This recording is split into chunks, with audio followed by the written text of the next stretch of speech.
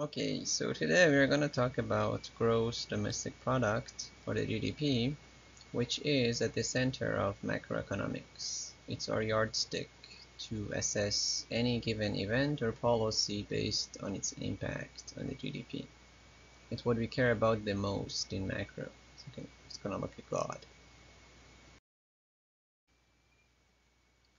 As you take notes, just to remind you that record also the slide number for future reference. That's going to help you. So the definition of GDP is the value of all goods and services produced in a country in a given period of time. And a given period of time is usually a year. So GDP is recorded on an annual basis in billions or trillions of dollars. And since it goes yearly, it is a flow, not a stock, if you remember the difference between flow and stock. In other words, GDP is the dollar value of all production in Canada. But it only includes final products. And the reason for that is to avoid double counting. So we don't want to count a certain production twice. That's why we only focus on the final product. So here we have to define what is a final product. First of all, it's a good or service that is intended for final use, not for further processing. So it is something that is meant for end users. It is sold to consumers, not to other firms, as opposed to intermediate products, and that's the output of a firm that is used as an input by another firm. So sometimes firms produce something, they sell it to another firm. That's not included in GDP. So here's an example. You can have iron. So the miners take out the iron, they sell it to the steel producers, so that is turned into steel, and then that is sold to, let's say, a car manufacturer, right? So in this case, the car would be the final product, whereas the steel and the iron would be intermediate products. Okay, remember that iron is also a product because there is some work that is done to produce it. It is extracted from nature. So take down some notes. Here's another example for final versus intermediate products. You can have cotton that's grown by farmers, so that's one stage of production. Then that is turned into string or thread, and that is turned into fabric or textile, and that is finally turned into clothes. So cotton, string, fabric, all that would be intermediate products, whereas clothes would be the final product. We have another definition here, value added. This is the difference between the value of an input and the cost of it. The value of an output and the cost of its inputs, right? So you take the final product minus the cost of whatever was used to make it, right, in any given stage. So write that down.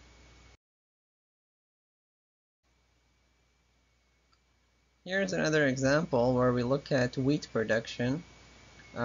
So what we have here is certain products that we make in stages. So first there is wheat that's turned into flour, that's turned into bread, and that finally comes down to retail sale, right? So you have wheat, then you have flour, then you have bread, and then that is sold in store. And remember, in this case, the first three, wheat, flour, and bread, are goods. Retail sale would be a service. It's a service. It's not really adding an object, but it's a service that the seller is doing. Anyways, all of that has a value.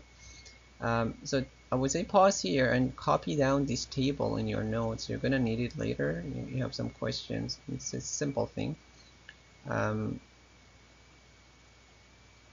We're given the values of the products. So the numbers are simple. You can think of it as per bushels or tons or whatever.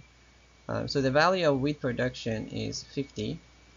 So that means the production of a farmer. So they take the land, they make $50 or $50,000.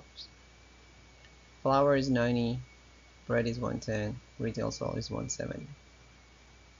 Now, to find the value added, if you remember, the definition is that you take the value of any given product minus its inputs. We assume that with wheat we start from 0, so the value added is 50. So the farmer is contributing $50 to this production. The flour producer, the person working at the mill, would produce 40 value added. That's the difference between 50 and 90, right? So you just minus and you take the difference. That's going to be $40. All right. So you should be able to figure out the rest of the numbers. Find what is the value added for bread, what is the value added for retail sale, and then find the total values of all of these. So fill your table yourself. So here's the full table. Check your numbers to be correct. Now the assumption here is that we are only making wheat. So it's like a simple country where the only production is wheat. We want to see what is the GDP in this country. So to avoid double counting, you should either look at the final product or the total of values added. Alright, now double counting means including something twice. It means an overestimation of GDP.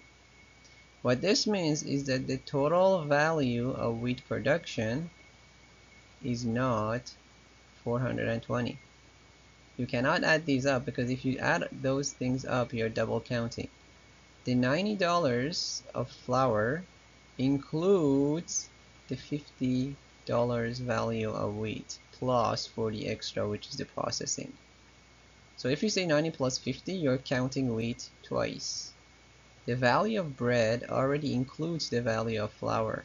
So if you say 110 plus 90, then you're counting flour twice. If you add wheat on top of that, you're adding wheat, you're counting wheat 3 times. Okay? So the idea is that you should only look at the final product because the final product includes all of the previous stages. So that is the value of GDP in this country. Or just look at the total of the values added. So those are always the same. That's not a coincidence because the value added is only the increment. That's how we can measure GDP without overestimation. Because the value of each input is already included in the output's value. Right? So the bread includes these ingredients. Another idea is that the sale of used or second-hand products is not included in GDP. So whenever there's a transaction, we include it in GDP, but not if it's a used item. So if you sell your textbook, it's already used, so it's not part of GDP. Okay, why not? Because they don't represent new production. The idea of GDP is that we're looking only at new items. So this is a good way of summarizing it. GDP only includes payments for newly produced final goods and services. 2 key things here, newly and final. Alright, so old stuff are not included. Intermediate things are not included either. Intermediate items are the same as inputs. Okay, so inputs, intermediate products, those are the same in this case. So write down your notes.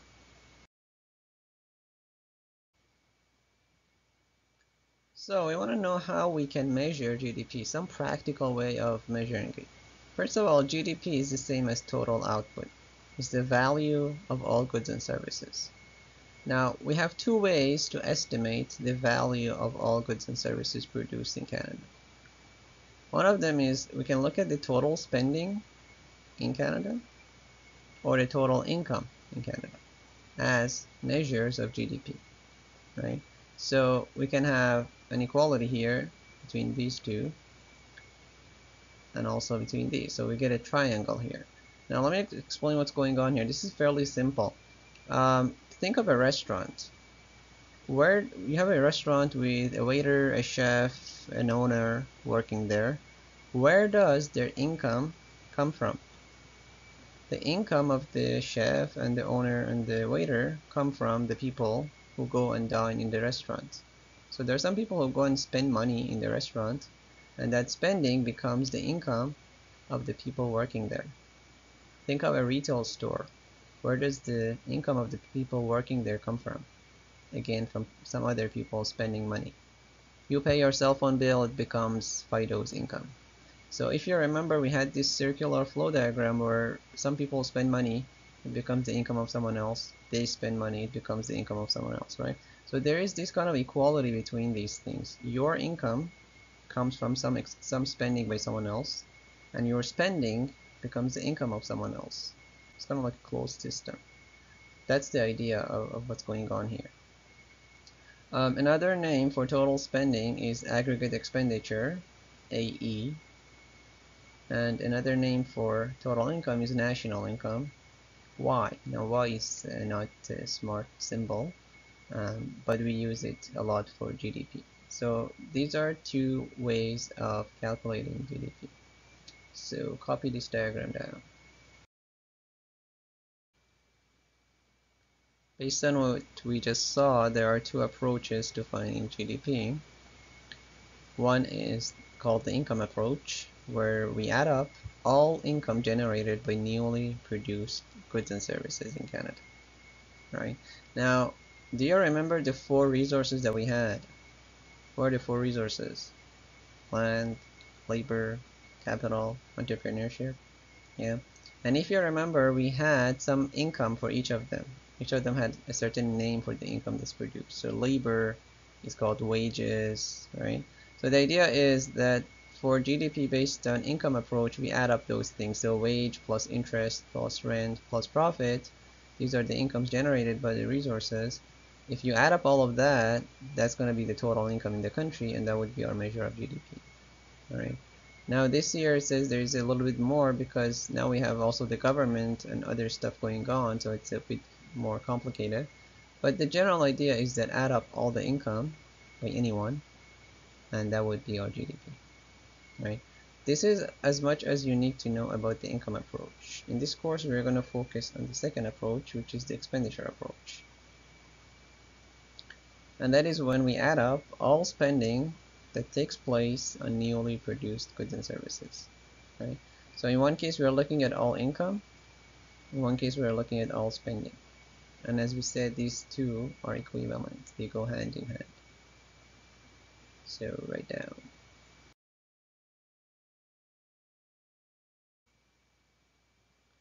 Now let's look at this expenditure approach a little bit more.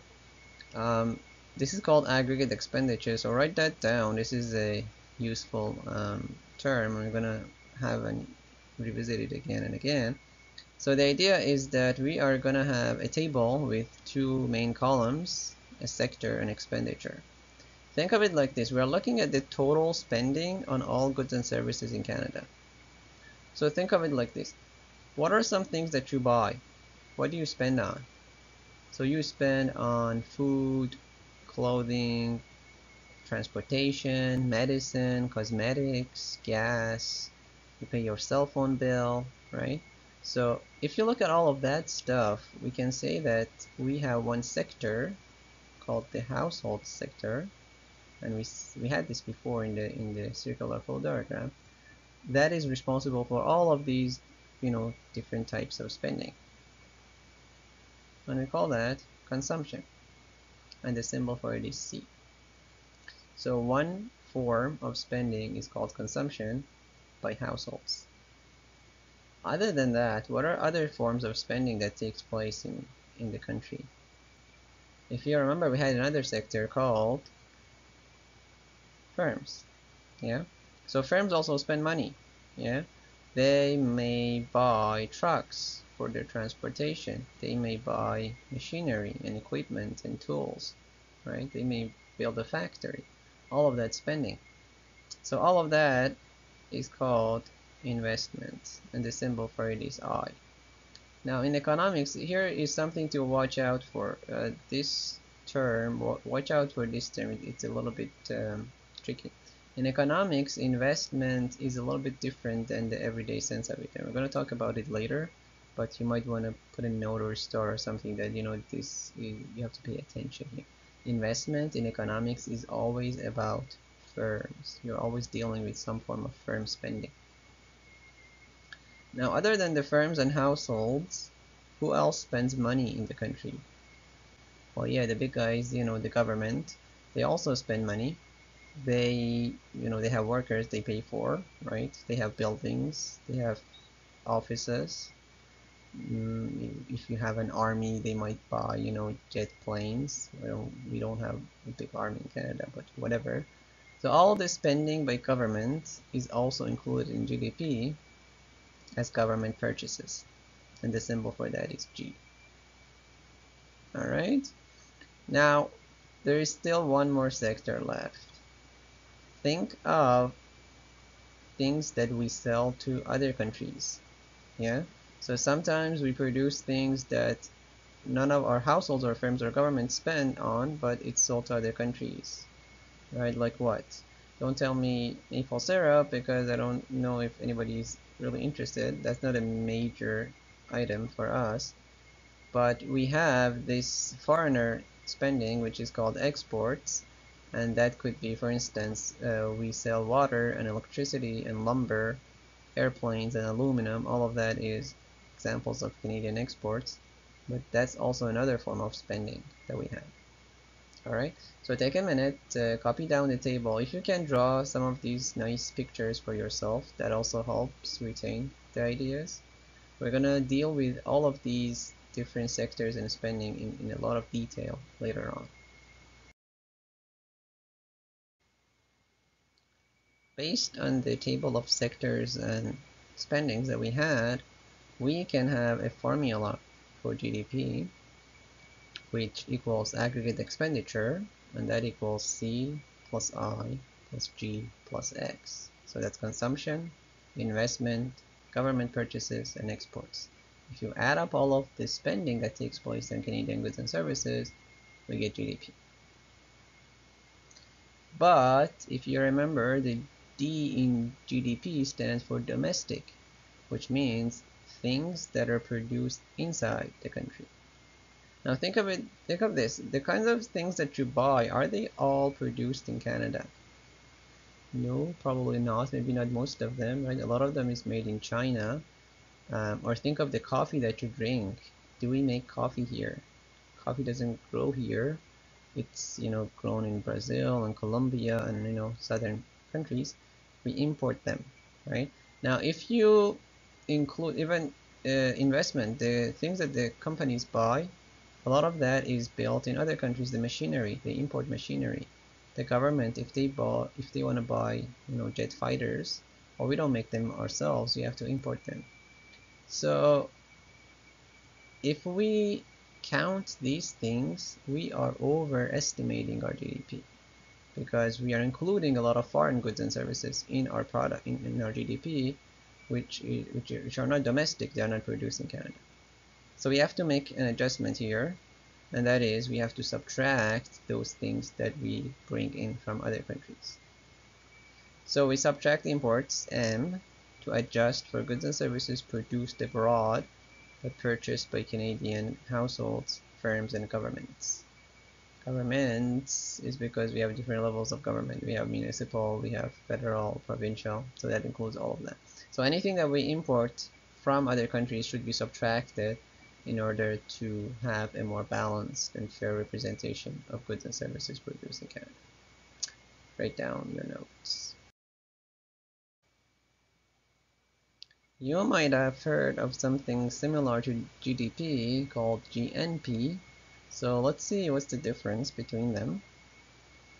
GDP, gross domestic product, is what we already talked about. That's the market value of all goods and services produced in Canada, regardless of by who. So it doesn't matter who is the owner of production, as long as it takes place here geographically, that's our GDP. That is all income generated in Canada. Alright, so as long as there is something that's being generated inside Canada, that is part of our GDP. GNP, the N stands for national. That is the market value of all goods and services produced by Canadian resources, regardless of where they are. So the idea here is that as long as the owner is Canadian, that's part of our GNP, even if it doesn't take place inside our borders. So when it says Canadian, it's not about citizenship, it's just about, where we are located. It's the value of income received by Canadians. Okay, so we are looking at income received. In short, the difference between GDP and GNP is geographical, right? So if a production takes place inside Canada, that's our GDP. If a production takes place outside Canada, that's not part of our GDP, but it could be part of our GNP if the owner is Canadian. So let's look at an example to see how it works. Suppose there is a hotel in Mexico that is owned by a Canadian firm. Is that part of our GDP? It's not, because it's not located. Geographically, it's not located in Canada. But is it part of our GNP? The owner is Canadian, so the income comes to Canada, right? So that is part of Canadian GNP, but not part of Canadian GDP. All right. Also, another example, a Toyota plant in Ontario. Now, who is the owner of Toyota? It's a Japanese company, right? So the production takes place inside Canada. That's part of our GDP. But the owner is not Canadian, so part of the income leaves the country, right? And that part which leaves the country is not included in GNP. All right? So in other words, GDP looks at the beginning of the production. If it takes place here, that's enough for GDP. GNP looks at the end. If the income comes to Canada, that is enough for GNP. If you want to draw a Venn diagram, that's how it would be, where there is some overlap. There are certain things that are both part of GDP and GNP. Most things are like that. Anything that's produced inside Canada and stays here is both GDP and GNP. But there are also some parts that leave the country. So most things are in the overlap between them, but there are some things that are not. The question is, which one is a better measure? Which one should we use? Well, first of all, we use GDP more. And the reason is because foreign investment in Canada is higher than Canadian investment elsewhere, right? So GDP would be, for a country like Canada, GDP is a better measure of activities here. But really the answer is that none of them is better than the other. It just depends on what you're looking for. If we are looking for how easy it is to find a job, how much factories are working and producing, or the level of constructions in the country, well, GDP would be better. But if you're looking for how much income is available to the residents of a country, then GNP would be better. So it really depends on what you're looking at. So pause here and write down your notes. One reason why we care a lot about GDP is because it is tied to our standard of living. You might have heard of this word before. Standard of living is a fairly general concept. It means the quantity and quality of goods and services available to the people. It means the level of comfort and material well-being. All right, so we care about that. That's really an ultimate goal for us, and GDP is a good representation of it. So the higher our GDP, it means that we're growing in standard of living. We can afford more goods and services. We can consume more. All right. Now, here's a question. Canada versus China. Which country has a higher GDP? China has a lot more GDP than Canada. They are actually the second highest in the world after the US. But what about the standard of living? Is it higher in China or in Canada? It's higher in Canada than in China. So here's a question. Why is it that they have more GDP, but we have more standard of living? Now, if you know a little bit of geography, you would know that the population difference is huge between the two countries. So here we come up with something important, which is called the GDP per capita. And there's a simple formula for it. You take the GDP, you divide it by the population. It's kind of like an average GDP per person. So capita, cap means head. So GDP per capita means GDP per individual. The good thing with GDP per capita is that it controls for population sizes. So it doesn't matter, how big your country is. Now you are having a standard measure. And we can compare between countries with different populations. All right. So the higher the GDP per capita of a country, the better, easier, and more convenient life is. And we would like to increase the GDP per capita so that our life is more comfortable. Alright, so write it down. Alright, so far we said how GDP is useful because it tells us about the standard of living, how much jobs there are, how much income we have, but there are also some limitations with GDP. So there are certain things that are missing from GDP. If you remember, GDP is the value of all production. But there are some goods and services, certain things that have a positive value, but they're missing from GDP. One example is illegal transactions. So, for instance, drug trade, human trafficking, organ sale, illegal gambling, prostitution, things like that. Anything that's illegal.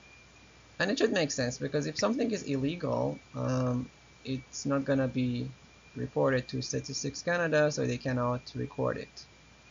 Otherwise, it wouldn't take place to begin with. These things are missing from GDP. By the way, have you noticed that when something is illegal, there's more thrill to it? It's kind of fun. Like if you don't have your driver's license, it's more interesting to drive. Once you get it, it becomes a burden. Anyway, another thing that's missing from GDP is what we call underground economy. Think of under table. So here's an example.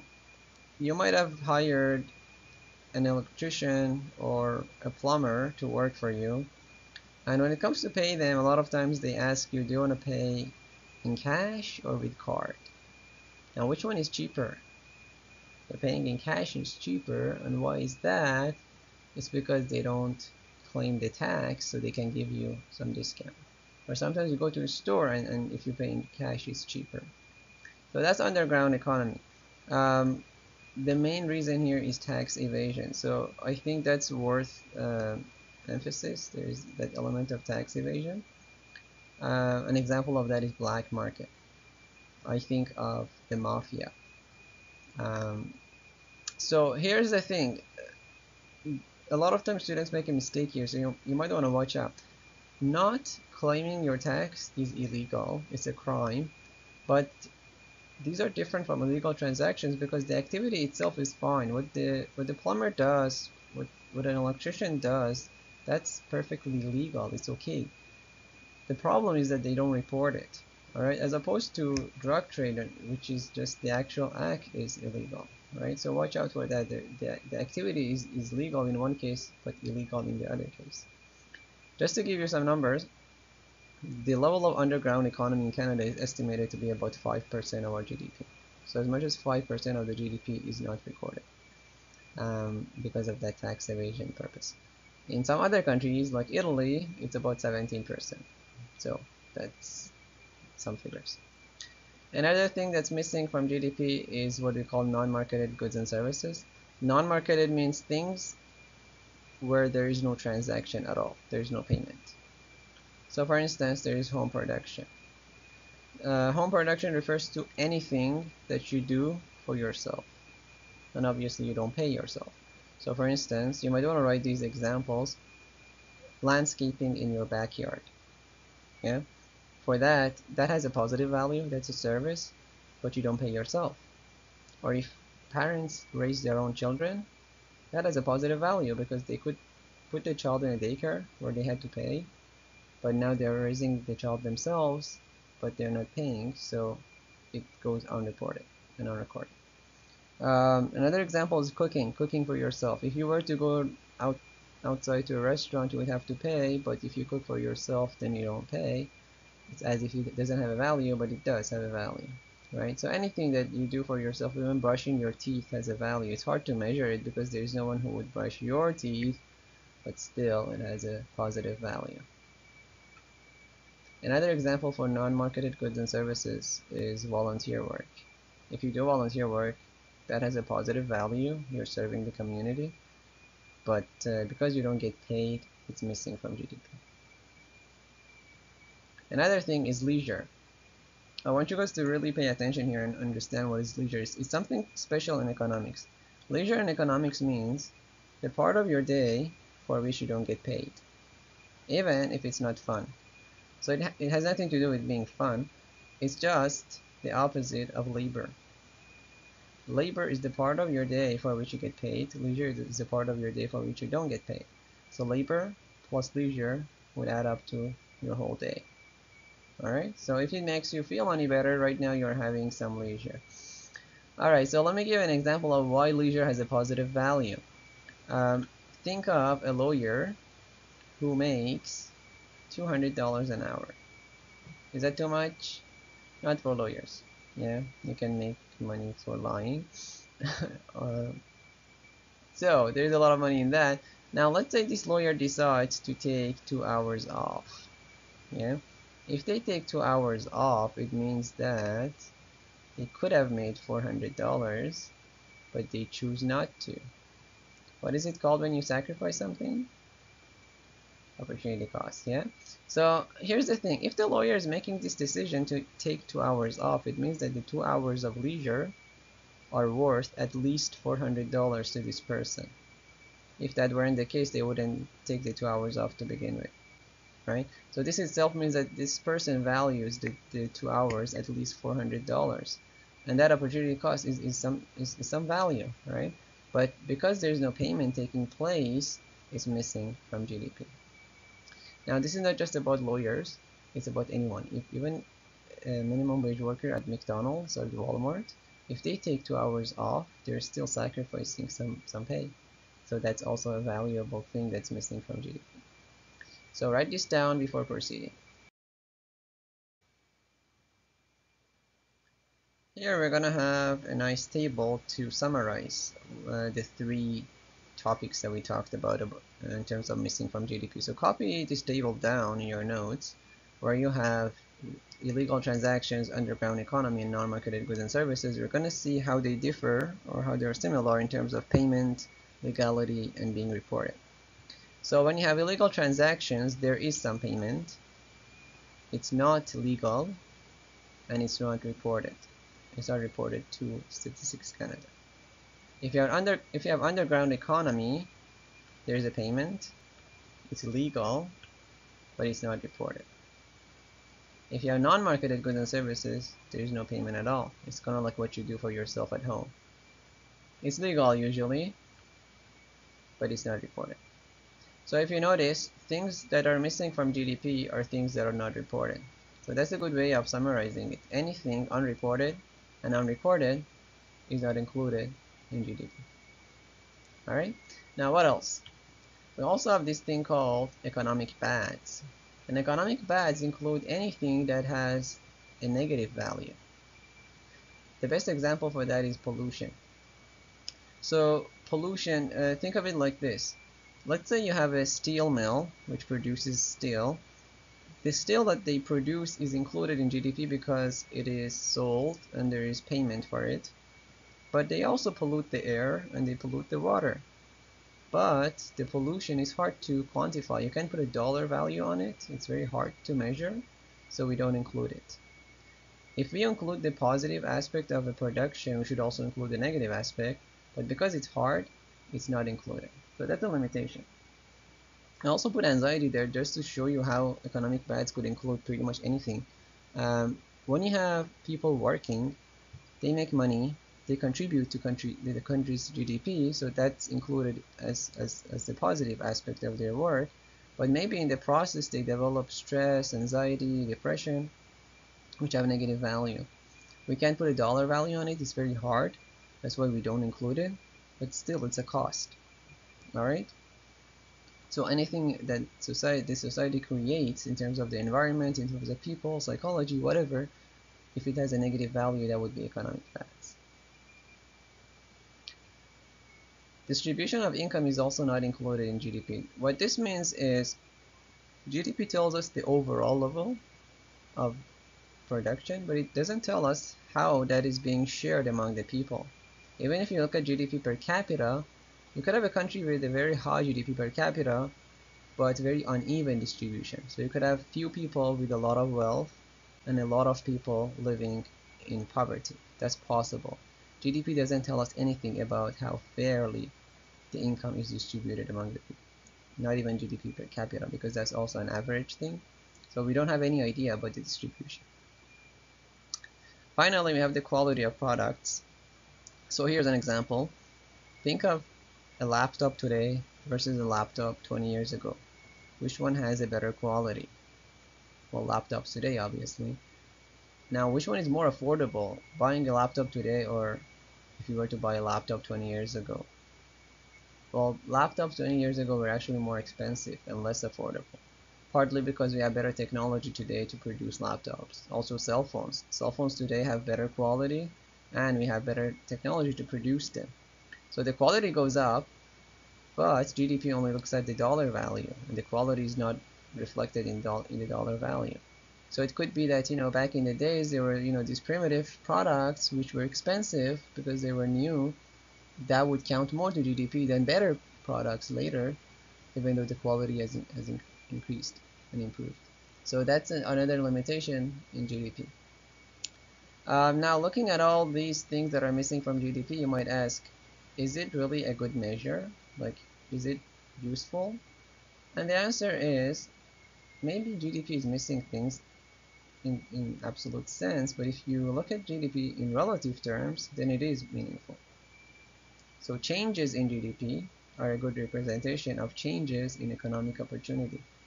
In other words, if you look at GDP growing from one year to another year, that's meaningful because the negative things gonna cancel out and you can see whether the country is growing or not or how much it's growing. So for instance, if you want to see, it's very meaningful to see the impacts of a policy or an event. How does it change GDP before and after the policy or before and after that event? All right. So in that sense, GDP is actually a useful tool, not in terms of the absolute value, but in terms of the relative value. All right. So pause and take down some notes.